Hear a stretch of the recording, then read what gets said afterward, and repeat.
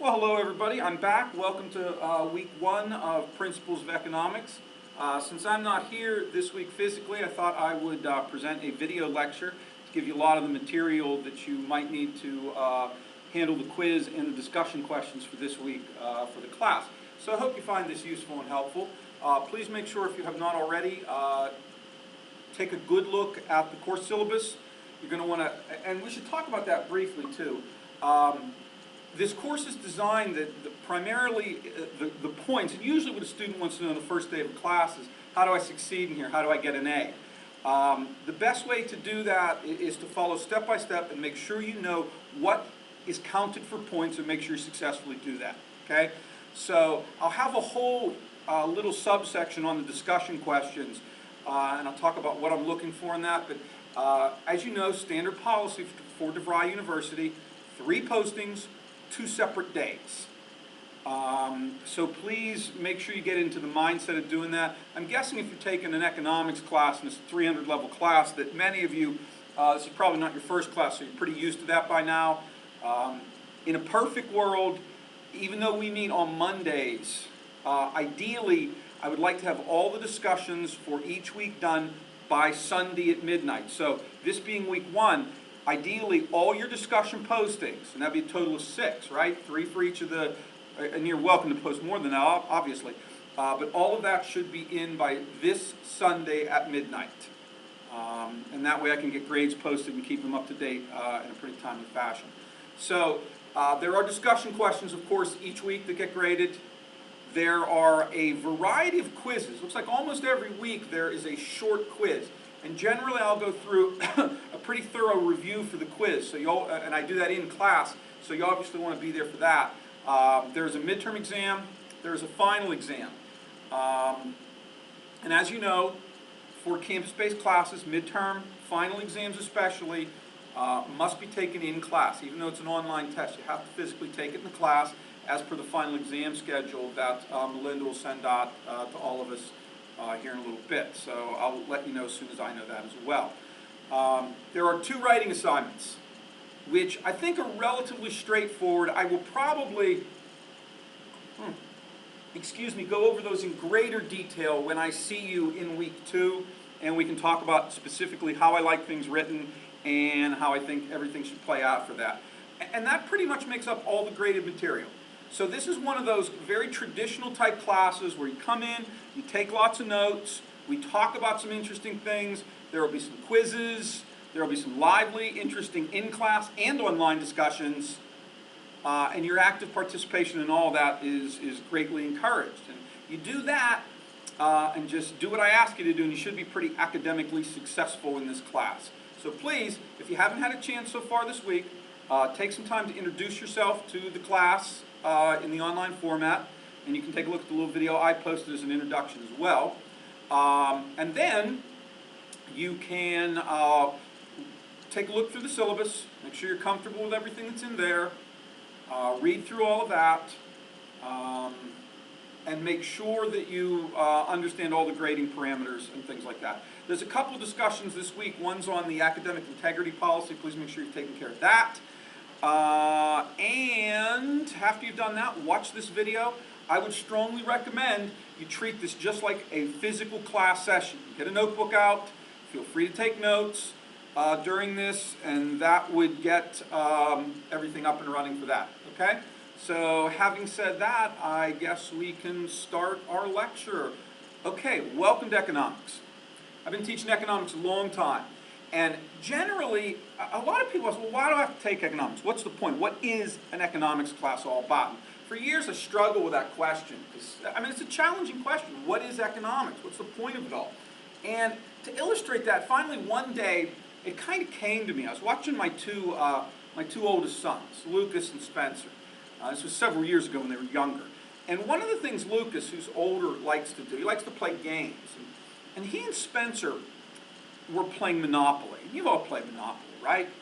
And I'm watching them play Monopoly. And as I watch them play Monopoly, so I noticed something. Lucas, my oldest boy, always wins at Monopoly when he plays his younger brother Spencer. And why is that? why does my oldest son always beat my youngest son at Monopoly? Or any game for that matter when they were little. And it occurred to me why he did. You know why Lucas is better at Monopoly than Spencer? Because Lucas knows the rules. You know the rules of Monopoly, right? When you land on Boardwalk, what do? Well, you buy it, right? We all know that. And as soon as you can, you dump a hotel on it. Lucas knows that. He gets the rules. Spencer didn't know the rules back then. He would take his little token, which for some reason was always the shoe, and he would merrily hop around the board. And when he'd land on something, he'd say to Lucas, hey, should I buy that Boardwalk thing? And Lucas would go, oh, no, you don't want to do that. And so Spencer would go, okay, and he'd just hop around the board, and eventually Lucas would acquire enough properties and he'd win the game, right? So what does that metaphor mean? Well, in essence, Lucas was successful in the game of Monopoly because he understands the rules. When you know the rules of the game and you understand them, you can develop a strategy to win the game. Economics is the rules of the game. It's a real game, though. See, when Spencer is unsuccessful at Monopoly because he doesn't know the rules, you know what he does? Well, not as much anymore, but when he was little, he used to throw his shoe on the board and storm away from the game, which was fine. And then he'd come to me all sad, and being a good dad, I'd give him cookies and comfort him. But in real life, you have to play the game of our economic system. Some people will be successful, some people will not. And I would argue, although there will be some exceptions certainly, what's the difference between a rich person and a poor person? That could be any number of reasons. I would argue this. I say the rich person, over time, over the long haul, makes better choices than the poor person. Okay?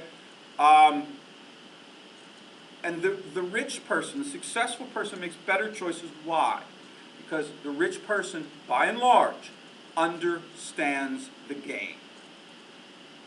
And what's cool about that is because you have to play the game now. It's not like Monopoly where you can walk away and come to me and I'll give you cookies. You have to play in our system. And we play with real money. And those that understand the rules, those that understand the game, tend to be substantially more successful than those who are not. So that's one of the reasons I kind of get excited to teach economics, because I think it really is an opportunity to understand a lot of what's going on in the world and how things operate, and a chance for you to become someone who, in essence, may become a better decision maker. And I think that has ramifications not just in business, but in virtually every aspect of your life. And the principles, the economic principles we discuss, while certainly applicable to business, are in many ways applicable to any decision-making process. So hopefully you'll get a lot out of that, and it will be something that you find beneficial in all the things you do in life. So that having been said, one of the first things we do on the first day of an econ class, there's a lot of new terms, right? Almost any course or any field or subfield you get into, one of the things you have to understand is the vocabulary, the language. When economists get together and they're throwing words out, if you don't understand the terms, you can't be part of the discourse. So in order to be part of the discourse and the intellectual exercise of discussing and understanding economics, we need to come to some basic terms and understanding. And one of the principal points that we want to talk about today, which kind of underpins everything else in our system, is the concept of scarcity. Scarcity really is the reason we have to make choices, because the essence is scarcity and choice. Scarcity forces you to make choices. You can either do A or B, probably not able to do both. If you could have everything in all the amounts you wish, at any time you wish, there'd be no need for choices. And there would be because then everyone would be rich, because everyone would have everything they wanted. And that would be a wonderful place to live. But we don't live there. We live in choice scarcity land. So we have to understand why we have to make these choices. And the concept of scarcity, and how do we understand this? Okay, what resources are scarce? Well, in an economic sense, for a resource to not be scarce, you have to be able to get as much as you want, anytime you want, anywhere you want. By that definition, every resource is scarce. Every positive resource, anyway. Some will argue, oh, that's not true. Air isn't scarce. Well, by our definition, anytime, any place, anywhere. You go sit on the bottom of the Atlantic Ocean, you will rapidly find out just how scarce air can be. So, the important thing to remember in your notes, all resources are scarce. Okay? Now, in an economic sense, we're going to define resources in a number of ways. Resources will include the following. Land is the first resource. And when we say land, we're including anything on the land, above the land, below the land. Like if you had oil reserves or gold or anything like that underneath, that would count as land. Now, the second resource is labor. Labor includes both physical labor and mental labor. I get paid because I possess the scarce resource of mental labor. I have knowledge, albeit slim, knowledge of economics and economic concepts that maybe a lot of the general public do not possess. That resource then, by definition, is scarce. If you wish that resource, that's why I get paid for that. Okay? Some people have physical labor as their resource. Either one count as labor. The third is capital. Now, if you've ever taken an accounting course, you probably have a different definition of capital. In economics, capital means something entirely different. Capital here means tools, factories, machines. In essence, what capital is are things that make other things. Factories, machines, tools, things that allow us to become even more productive rather than consuming goods. Like you take a consumer good, you eat it, it's gone. A factory, on the other hand, can continue to produce things. So that's what capital is. Land, labor, capital. And finally, the fourth resource,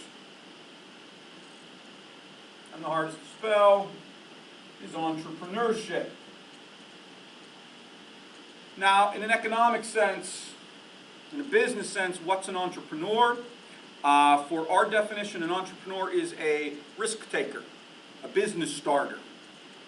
Of all the four resources, this is probably the rarest. Okay? So those are your four resources, and virtually everything that you could want will fall into one of these four categories. Okay?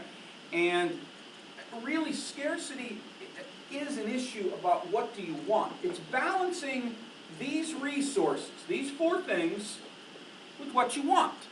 Okay? What do you want? And we understand as a basic economic principle that wants are unlimited. And how do we know that?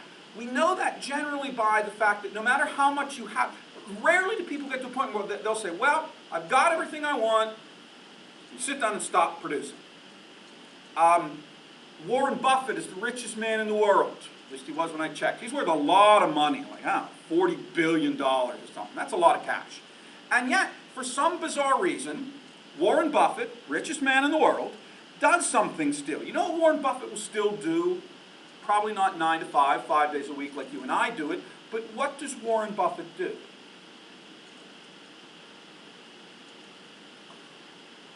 Warren Buffett still produces. Warren Buffett still is acquiring wealth. Because apparently, $40 billion is not enough for all the things that he wants. And it is generally a true condition of human beings that the more we acquire, the more we wish to acquire. So we have these virtually unlimited wants, which would be fine, except wants are unlimited, resources are limited. That's the trade-off. That's the challenge. That's why you have to make choices. Okay? So once again, you need to understand that basically economic systems and economics in general is this interplay between these unlimited wants and these limited resources, thus forcing you to make choices about that sort of stuff. Okay? So that's one of the concepts that we need to talk about. Now, one of the other concepts, which is going to relate directly to the discussion question, or one of the discussion questions you're going to work on this week, and it's an important economic principle, we're going to talk about this all the time, is something referred to as an opportunity cost. Okay? Now, what exactly is an opportunity cost? The opportunity cost is, in essence, and you can write it down this way, it is whatever the next best alternative is for a decision. It does not have to be a monetary value. There is going to be a question on the quiz this week that asks you to calculate opportunity cost. It'll give you a real simple one. I'll go over that during the quiz review. Sometimes it's a dollar value. Sometimes it's not. Like, for example, all of you will make a decision next week, next Monday, right? Hopefully, to come to my class, right? So we'll be sitting down somewhere in the K&L Gates building on the second floor, one of those comfy little rooms, and that is a decision you made, right?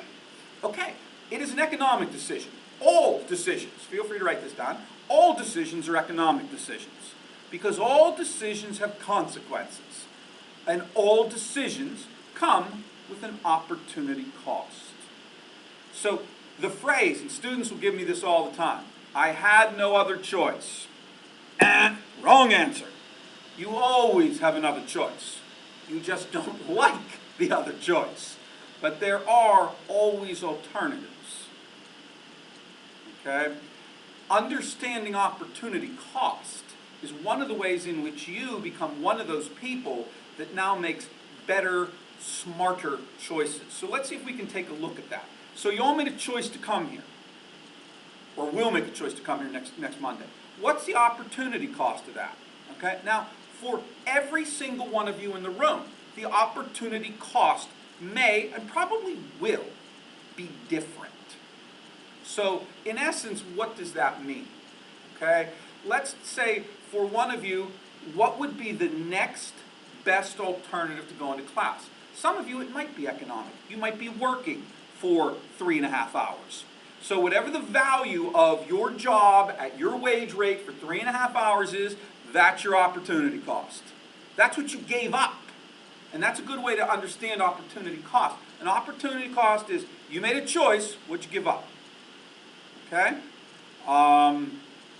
So for some of you, it might be financial. Some of you, it might be spending time with your children. Some of you, it might be, I don't know, getting liquored up for 3 hours. I don't know, it's entirely up to you. Whatever you decide, the next best value of that decision would have been. Okay? And so that's what an opportunity cost is. And once again, understanding opportunity cost is critical to making good decisions. Because if you understand the value, the relative value of each and every possible alternative to your decision-making process, you become a better decision maker. Now, a little bit more along that in a moment, but along with opportunity costs comes a concept referred to as a secondary effect. And secondary effects are critical to becoming a good decision maker and understanding the true power of an opportunity cost. So what is a secondary effect? And let me define it for you in case it appears on the test. A secondary effect is an unintended, that's the key, an unintended consequence of your decision. So what does that mean? Like, usually there is a pretty manifest, obvious effect of your decision. Okay? So if you drove here tonight, or if you drive to the grocery store, whatever, that is an action, a choice. What was the effect? The primary effect, let's say I drive, where I live, right, or where I used to live, there's a corner grocery store. Literally, 122 yards from my home. So there were times back when I was married where my wife would say, go down to the store and get a gallon of milk.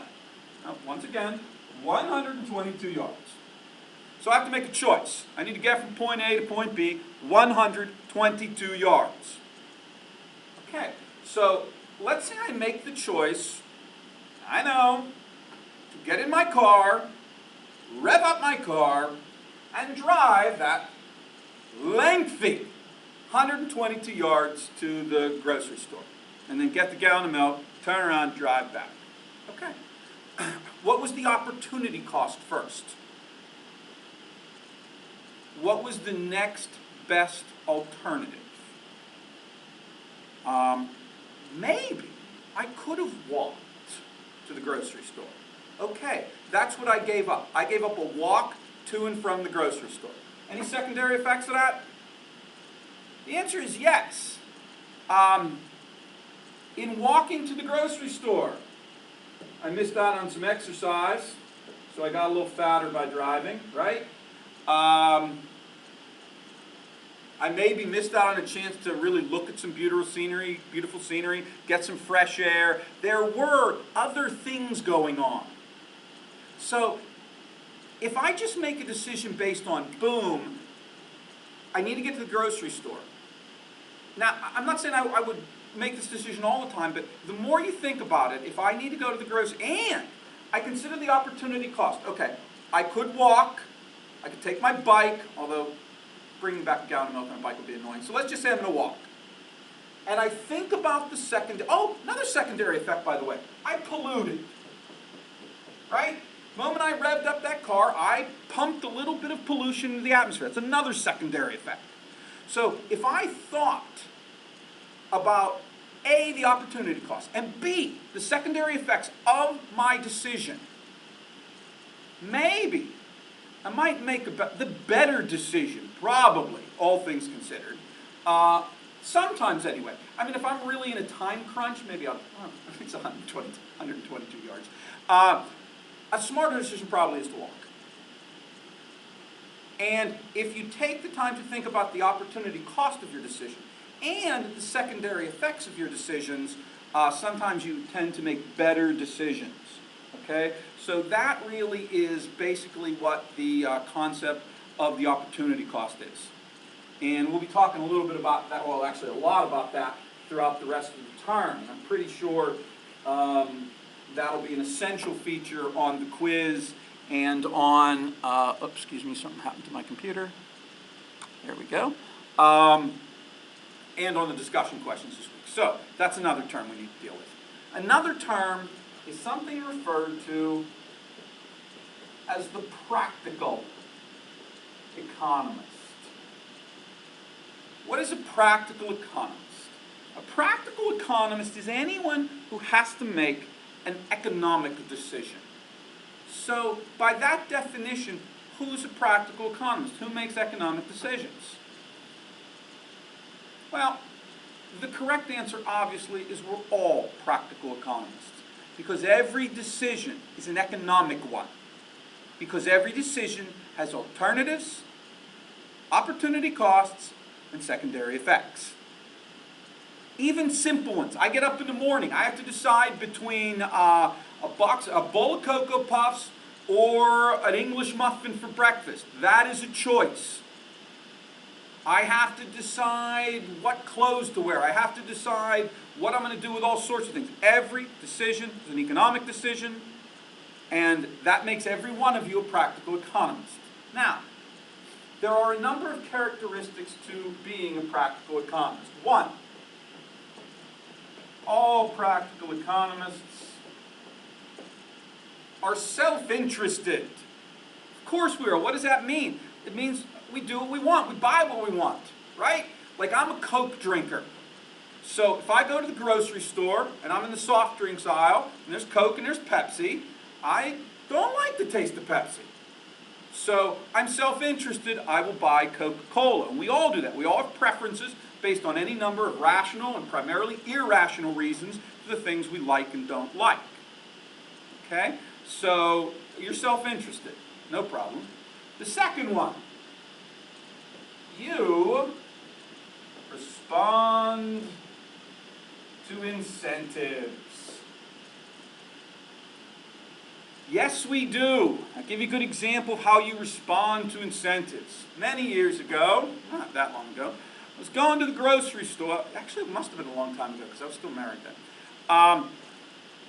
And my wife says, go to the store and get a gallon of milk. Again, but I didn't go to the corner store this time. I went to the big grocery store, the Giant Eagle, because I was headed out to my office anyway. It was on the way. So I go to the Giant Eagle, right? Now remember, I am going to get a gallon of milk. That's it. 1 gallon milk. You know, and in hindsight, the problem, the mistake I made was getting a cart. You know, I just like having something to put my hands on, something to push. I don't know, who knows? But I got the cart. And you've all been in grocery stores, and you know where they always, or almost always invariably, put the milk and dairy products, right? Where do they keep them? Yeah, exactly, in the back of the grocery store. Why in the back of the grocery store? Because they know one of the most often purchased products is milk. You have to buy that relatively quickly because it has a short shelf life. And anytime you have to get milk, they would like you to go through everything else in the store and have you look at as much as possible. So, I'm in the grocery store, I got my little cart, and I'm dashing to the milk aisle. And all of a sudden, out of nowhere, it hits me. Prego spaghetti sauce. And you've seen this. Buy one, get one. Dreaded BOGO, right? So let's see if the first principle has to work too, self-interested, okay? If I'm allergic to tomatoes or don't like spaghetti or spaghetti sauce, it's not going to work. But I am self-interested. I do like spaghetti, okay? Was I having spaghetti that night? No. Was I planning on having spaghetti anytime in the next couple of days? Don't know. But did I buy spaghetti sauce? And the answer is yes. I bought 4 jars of it. And although you're probably laughing at me now, every single one of you has done that. You respond to incentives. Okay? I used to own a series of ice cream stores. I owned 3 what were then called Tasty Freezes at one point in time, right? And one of the things we used to encourage all our little Tasty workers to do was to always ask, like if you came for an ice cream sundae at one of my stores, right?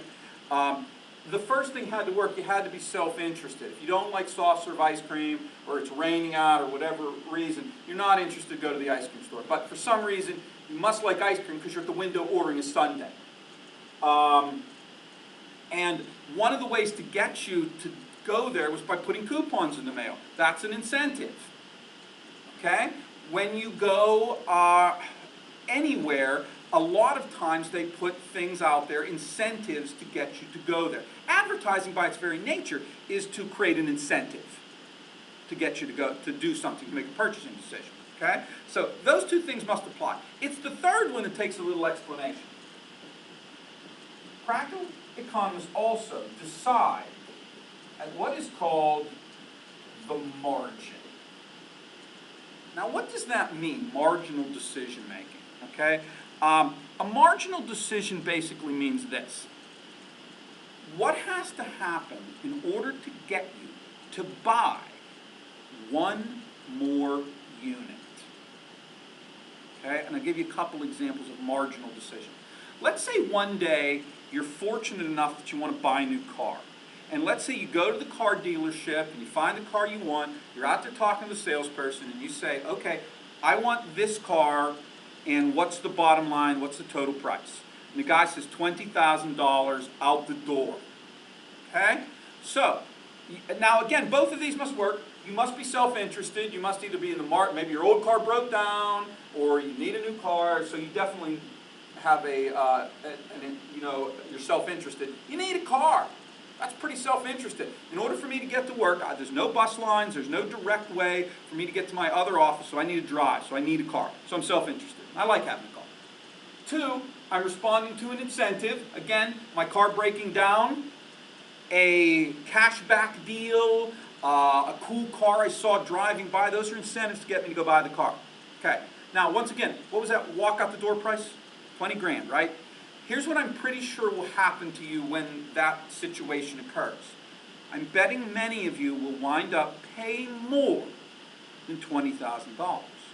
How do I know that? Because now you've already made a decision to purchase. Now, marginal decisions.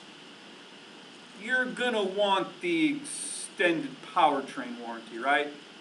And the sports package, and the white wall tires, etc. Those are marginal decisions. Okay? Like at my ice cream store, when you order that hot fudge sundae, again, got to be self-interested, got to like ice cream. You may be responding to an incentive, and I'm hungry is an incentive, right? And you've made a decision to purchase. Okay? You're going to purchase the hot fudge sundae. And then one of my little well-trained ice cream minions will ask you, would you like nuts on that? You've already made a decision to purchase. So you will say yes to that, many of you. I will sprinkle 1/10 of 1 cent worth of peanuts on there and charge you $0.25. Thank you. Most stores do that. That's why, by the way, grocery stores. You ever wonder why grocery stores jam all that crap in the checkout aisle? Because those are marginal choices. And do you know what one of the single biggest determining factors is in whether or not you buy something? It's actually the amount of crap that is in your cart. I mean, if you think about it, if I'm in the cart at Walmart and I've got like $150 worth of crap in there, right? I mean, compared to that, what's a candy bar? Those are marginal choices. So you, as a practical economist, again, are self-interested, you do respond to incentives, and you are most certainly a marginal decision maker. Okay? So that's a term, and we'll talk about that a little bit more. One of the things we will spend a lot of time talking about is there's a couple different types, or two primary types of economics we'll talk about. And this covers both. A lot of courses you'll take one or the other, but since this is just a general survey course, we will cover what is called microeconomics and macroeconomics. And you should be able to distinguish between the two terms. Okay, first off, what is microeconomics? The word micro meaning smaller, okay, but what it really deals with, microeconomics, are the day-to-day issues of what the economic system looks like, okay? Basically issues of supply, demand, individual firms, and how they make the decisions they make. 98% of all economic activity on any given day is micro in nature. So microeconomics really is the lifeblood, the nuts and bolts of the whole thing. Macroeconomics, on the other hand, although relatively smaller in number of instances that we talk about, is sweeping in its scope. And it really deals primarily with only a handful of things. It talks about, and they're huge though, one, is economic growth. And we're going to have a separate lecture on the concept of economic growth, because it's such a, especially in today's economy, it's such an important concept. Economic, especially in our system, almost everything is predicated on sustaining economic growth. You don't have economic growth, you have huge problems. Almost nothing else will work.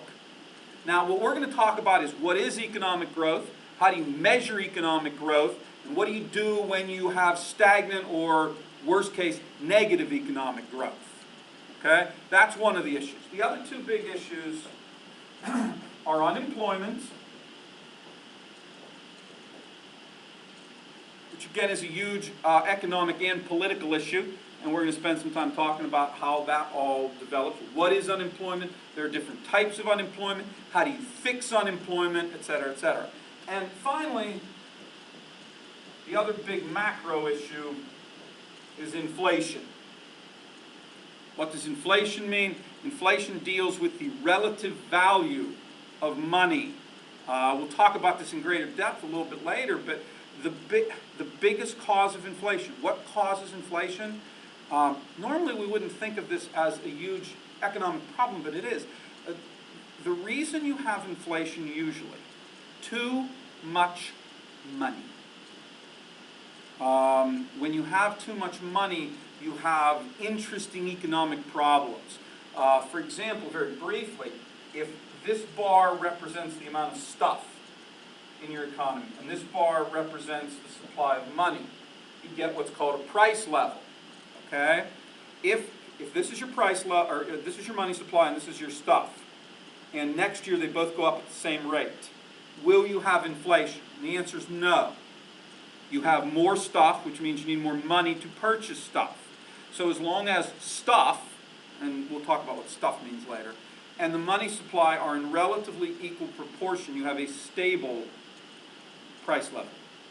The problem occurs when the money supply may get a little larger than stuff output. If there's more money, prices go up.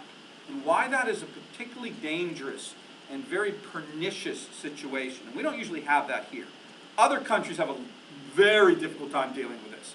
Historically, we have not, because this tends to run out of control rapidly. Like, if this is the money supply and this is the stuff, that meant prices went up. Okay? But if prices went up, you need more what to buy stuff? We need more money. So I'll just increase the money supply. Well, that was the problem in the first place. Now prices have gone even higher, which means you now need more what? You need more money, and so on and so on. And inflation, when we talk about macroeconomic policy, we will later, of all the three issues, this is by far the hardest to control. And that's one of the things that here in the United States, we do a relatively good job of controlling our money supply. Because when that currently today, I think the inflation rate's like 2.5%. There are places in the world, we'll talk about some of those examples. Historically, Germany, after World War I, went through a period of what was referred to as hyperinflation, where their inflation rate was not 2.5%. It was 1.2 million%. In essence, their money became worthless. So those are some of the big economic issues that are covered in the concept of macroeconomics. Okay?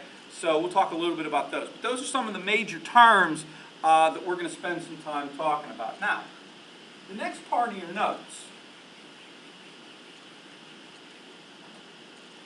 you probably want to label this. Economic questions.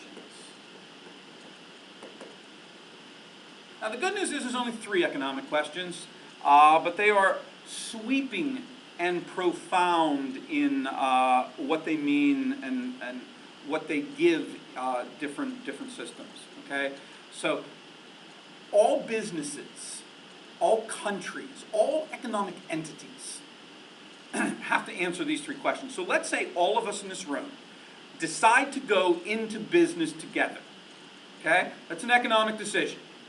So what is the very first thing we need to figure out if we decide to go into business? Okay? The first is, A, what to produce. Right? That's an easy one. Okay, what to produce. So let's say we all sit down collectively in the room together and we decide, okay, we wish to make beer. Okay, so we've answered that question. Beer, correct. The second question, now we've answered this question, what to produce beer. What's the next thing we got to figure out?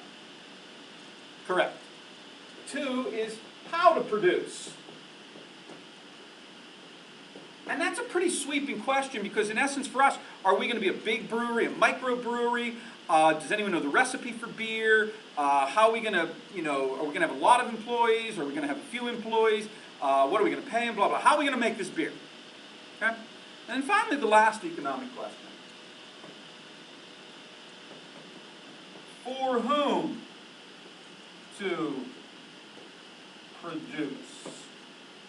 Now, that doesn't necessarily mean who am I going to sell it to. When I say for whom to produce, I'm not talking about who am I selling it to. I'm saying, in essence, who am I doing this for? Okay? Because at the end of each month, if we have more money left over, if we've taken in more revenue than we spent, okay, what do we call that? Well, we call that magical term profit. We'll talk a great deal about that a little bit later because we love talking about profit. Who keeps that? I suggest we do it by height. I'm 6'3", by the way. Everybody okay with that issue? I don't know. Maybe there's tall people in the class. I don't know. Maybe we do it by age. Maybe we do it by who's better looking. I don't know what criteria we are going to use to decide who gets to keep what share of the money that's left over. But trust me, if we haven't figured that out before we start production, we're going to have problems after. So these are the three basic economic questions that all groups, all societies, all business entities have to answer. And how they answer those questions really determines, by and large, what type of economic system they have. And we're going to spend some time talking a lot about economic systems. Before we do that, one last term I want to introduce. It is what is called an economic model. Economists love models because it allows them to have some predictive value. And this one's a really simple model. It is referred to as a production possibilities curve. And the production possibilities curve illustrates some interesting economic principles, so we're going to take a look at it. And what a curve does, it's going to illustrate the relationship between two, that's why it's a simple model, two goods in any given situation. So I'm going to draw the model here. And let's say in our country, okay, which we'll call Curran land, because, you know, it's my class, so I get all the cool titles. So in Curran land, population, how many of us are in this room? Let's say it's like 8 of us. If there's 8 of us in Curran land, we have to decide what to produce, right? So let's say we've made that decision and we produce 2 goods in Curran land. Let's say we produce beer, because we love beer. And what goes good with, let's say the other good we produce are guns, beer and guns. Okay? So if we use all our resources to produce beer, and we'll do beer on this axis, we'll do guns down here. Okay? If we use all our resources to produce beer, how many guns can we make? Well, obviously the answer is none, because we used everything for beer. So let's say at this point, we'll label this point A, we produce 20 kegs, no guns. Now, on the other hand, if we use all our resources to produce guns, how much beer can we make? Well, obviously the answer is none. So over here at point B, we make 10 guns, no kegs. Okay? Now, this line, and I hope you can see this on the video. Let me take a look. Yeah, I think you can. This line on the video here represents all possible production mixes. See, I could produce it A, I could produce it B, I could produce it C, I could produce it D, I could produce it E.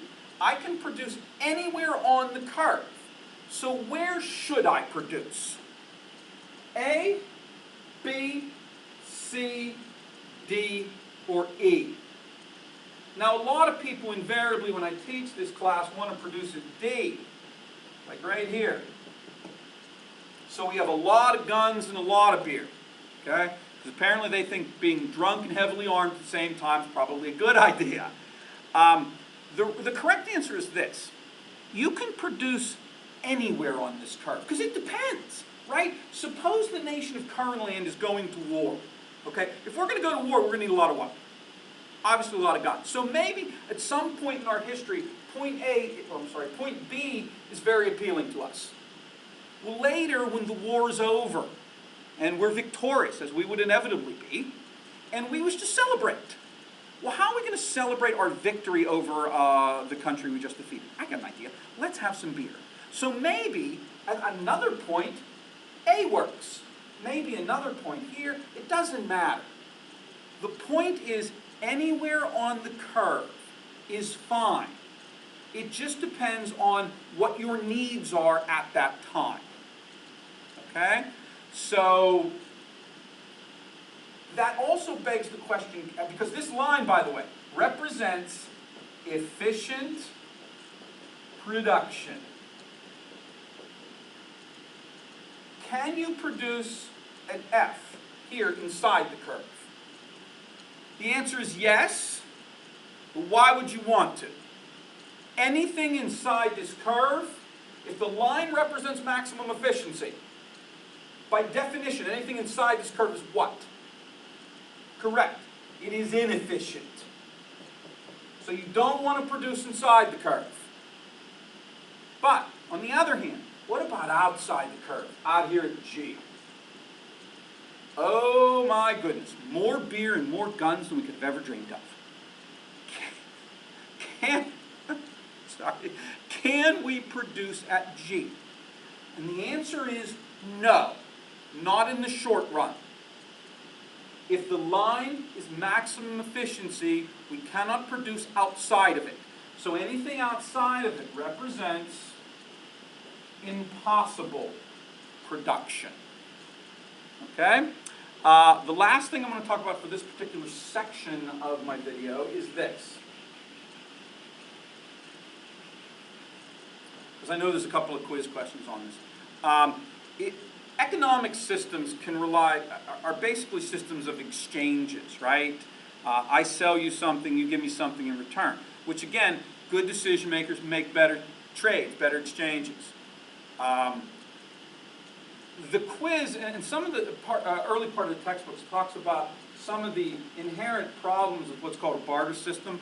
When I discuss the concept of money, which is a later lecture in the term we'll have together, I'll go more into detail about barter, but primitive economies developed early on as barter systems, and barter simply means you trade goods and services for goods and services. There is, in effect, no money per se. One of the great problems with a barter system is that it does require that we both, in essence, have something that the other wants in the exact quantity that we both think is of less value than what we're giving them, or more value than what we're giving them. So if I want to buy a cup of coffee off one of you in the classroom, because you've got coffee right now, and I have this marker, the only way that's going to work is if you value this marker at that moment in time more than the coffee cup in your hand, while at the same time I value the coffee cup in your hand at that moment in time of greater value than this marker. Okay? It makes exchanges extremely difficult. Okay? So that's one of the big challenges with a bartering system. Money, and we'll talk extensively about this in another lecture. Money, the concept of money, facilitates exchanges in a much more fluid and much more readily accessible way for people. So that's another term we'll talk about when I do the quiz review a little bit later. So that's part one of our lecture. When I return after you take a short break, and when you start the second video, we're going to talk a little bit more about those economic questions and how they create economic systems and what different systems mean. Thanks for your attention for the first part of our hour together, and take a short break, and I will talk with you again very soon.